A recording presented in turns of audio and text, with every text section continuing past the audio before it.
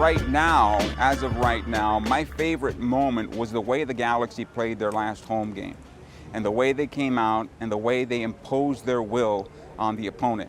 Chicharito getting the goal the way he did, Brugman getting the goal to open things up, everybody getting into the play of the team. It was a very fluid game, and the difference maker in that particular game, in my opinion, was the play of Riqui Puig, because he was jumping plays in midfield and keeping the Galaxy with numbers in the attack. If they can duplicate that type of play more often, well, a lot of fans are going to be smiling.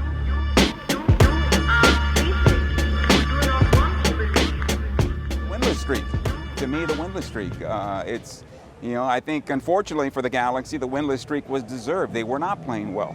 Giving up multiple goals in the first half, 3 goals in the first half, multiple times. I think that window right after the international break was kind of the opposite of where they were going into the international break. And that's disappointing, but it happens a lot for teams. The Galaxy in the past, after bye weeks, have had a tough time.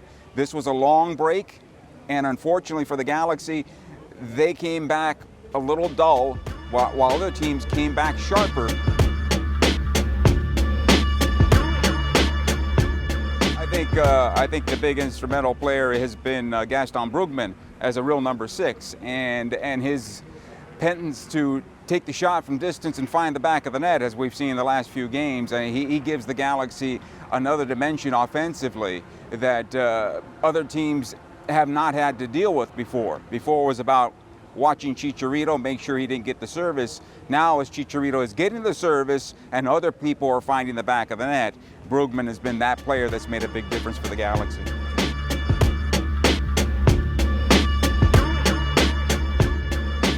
I think ultimately the key has been the 2 acquisitions right at the end of the transfer window with Gaston Brugman as well as Riqui Puig. That has unlocked the Galaxy going forward. 10 goals in 10 games for Chicharito has a lot to do with those 2 players coming into the fold and getting comfortable.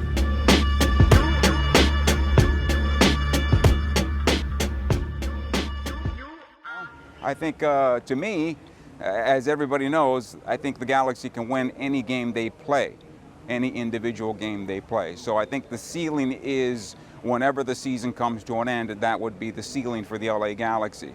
The Galaxy right now are poised to make the playoffs. Should they win this particular game, they're poised for 4th place and possibly as high as 3rd place, pending results. Dallas lost earlier today. That opens that up for the Galaxy, and they control their own destiny to a certain extent.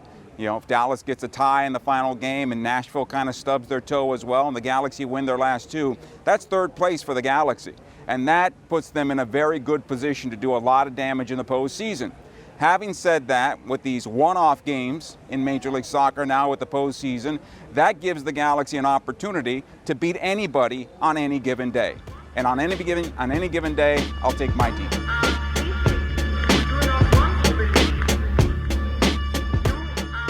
I think the people that are doing a great job are the season ticket holders, the ticket sailors, I should say.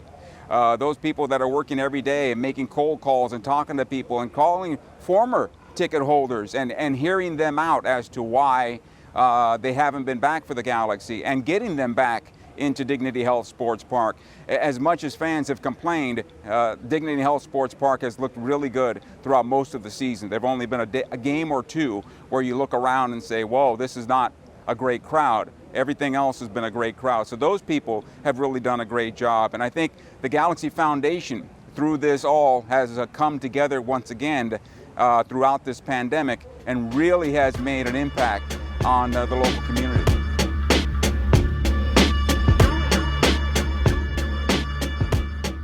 You can't please everybody all the time. A lot of what is done that the fans see are done due to requirements that the Galaxy has, whether it's with Major League Soccer or just by how the season's going or what happens in budgetary situations.